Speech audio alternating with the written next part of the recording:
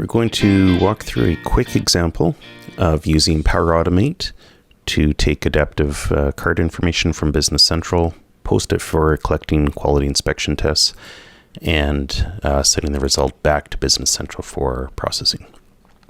So our example we're going to use when a quality inspection test is created as our trigger. And the first thing we're going to do is we're going to get the adaptive card JSON.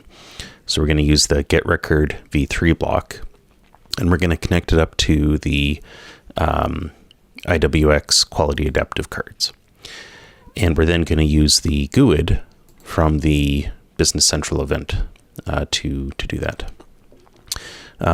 Once we have that adaptive card response, we're then going to post that into Teams. So this creates the JSON for the adaptive cards. This puts it into Teams to collect for information. So in our example, we're just going to post it as a flowbot into a channel, and the message is going to just be coming directly from the get record response. We're going to use this adaptive card JSON here. We're simply going to post it into our InsightWorks examples and into our quality inspectors. And that's going to collect the information and then wait for that to be submitted in Teams. If you're doing a demo or training, in the settings for this block, highly consider setting this action timeout to a small value just to prevent flows from queuing up. Then the final one is to take that adaptive response and send it back into Business Central. So we're going to use that with the run action. And we will do that with the API category quality inspection. And then we're going to use the process adaptive card JSON. And we're just going to use the system ID. You could use either the system ID for this or this. It doesn't matter. They'll be the same.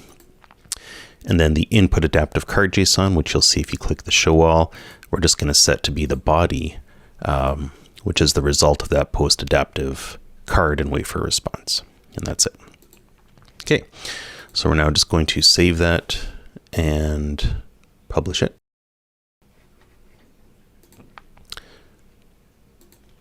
Okay, now we're going to head into Business Central and we'll test it out. So we're going to head into Business Central here. And we're going to create a new quality inspection test. So maybe let's find a template here. And we'll just create a new test with this. And we will choose, let's choose this example, and we'll choose OK. Okay, so a test has been created. And what should have happened behind the scenes is this would have triggered Power Automate the flow to start. And we should now see a message inside of Teams. So if we head into Power Automate, when we take a look at our flows, we can actually see that we've got one here triggered. So if we navigate to our Business Central and we take a look at our activity, we can see that we now have a new test waiting for us. So it's going to be asking us for the values we want. So we'll say this is all good. We're going to choose green. We'll set this. Now, when you're doing this, you're not going to have access to all of the actions. So save would just save the values, and then save and finish would actually finish it. So we're just going to save the values for now. And this will take that response and send it back into Business Central. And then if we were to take a look at it inside of Business Central and we just refresh our values, we'll see that the values have all been set. So that's an example walkthrough on how you would create it. Now you could do the same with finish.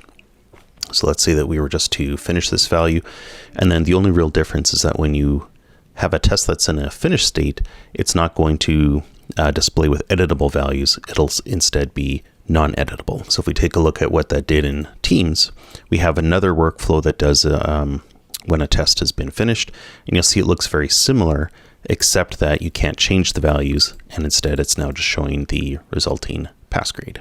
And that's it. So that is how you connect and use adaptive cards with Quality Inspector and Microsoft Teams. Hey, thanks for watching. If you enjoyed this video, give it a thumbs up and share your thoughts in the comments below. Don't forget to subscribe for more great content, and remember to hit that bell icon to stay updated. See you in the next video.